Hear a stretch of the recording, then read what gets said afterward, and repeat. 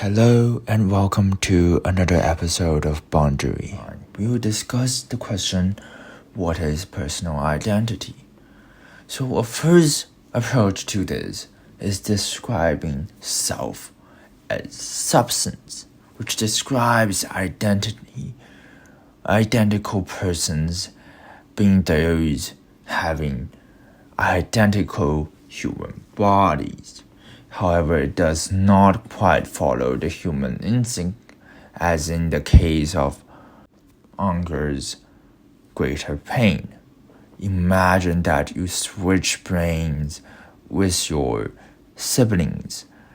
That would you choose to have yourself suffer considerable pain before the damage, or let the person with your mind suffer greater pain? Yes, you would choose the second. Let us ask a second question. Will you choose to suffer considerable pain right before the switch, or the person with your body, but with your twin's brain or your sibling's brain suffered a far greater pain? You will not choose that, not at all. By instinct, your choices does not align with animalism. Your identity does not reside in your own body, it resides more in your mind or brain. This leads to a better approach of describing self as substance, which is the soul theory, which describes identical persons as those having identical souls.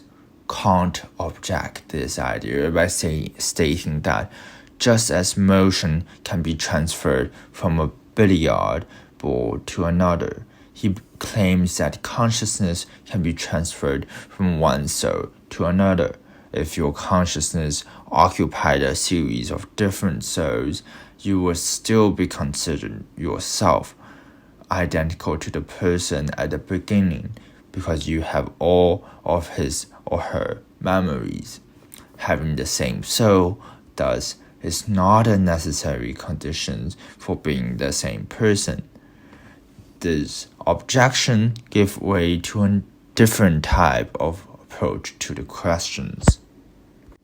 That is the memory theory, which is part of the theory approaches that describe self as psyche.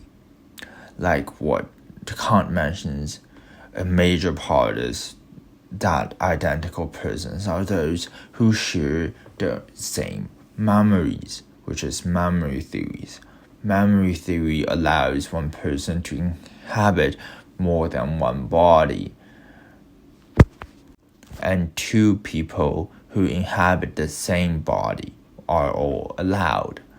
This leaves it vulnerable to the inconsistency objections. Suppose that a brave soldier had been flogged at school as a boy for robbery, took in his first campaign, and later becomes a senile officer when he is really old. The officer, the general, remembers his victory in his first campaign, but not being flogged as a kid.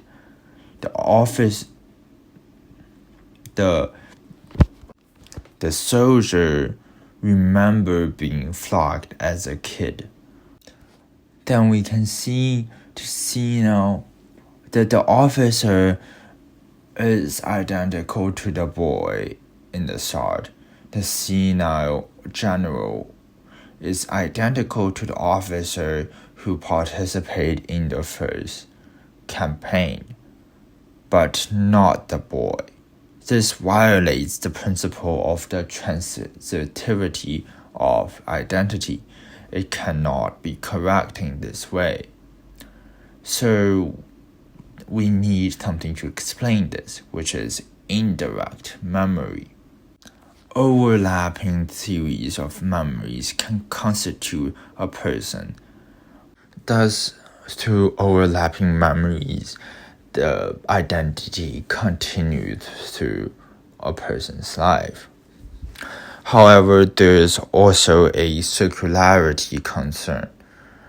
When distinguishing the difference between real memory and apparent memories is that a experienced memory is identical to the person who had the experience.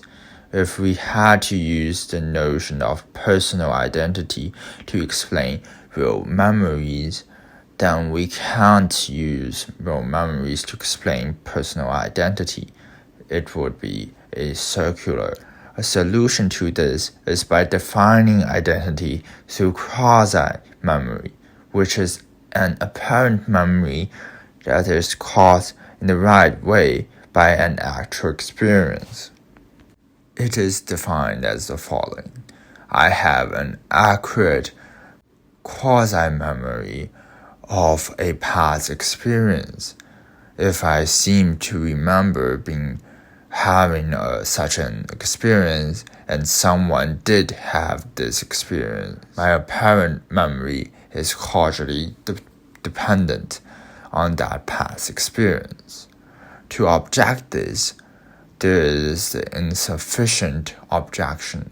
Instinctively, our identity is more than just memory. We have desires and intentions.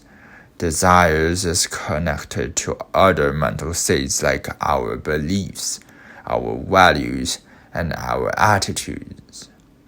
This is not covered by memories. Thus, it is not sufficient to use only memories to describe our identity. Now, this will lead to a strand of different approaches So to fully answer the questions and problems previous approaches have, two other approaches were proposed. One is the closest continuer theory or the non-branching theory. The non-branching theory is that an identical person is psychological continuous with one another whose causal connection has not branched. And the closest continuer theory is that the identical person are the closest continuer of one another. These two approaches answers all of the previous problems that different approaches have and would be a good explanations of our personal identity.